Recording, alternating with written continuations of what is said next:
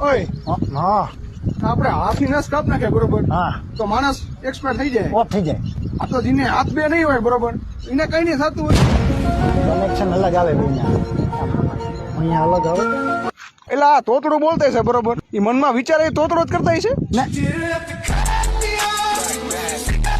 વિચારમાં જીભ ન હોય ને આ ઝેરની એક્સપાયરી ડેટ પૂરી થઈ જાય બરોબર પછી ઈ ઝેર વધારે ઝેરી બની જતું છે કે એની અસર બધી નહીં રહેતી હોય હે ને વિચારો જેવું.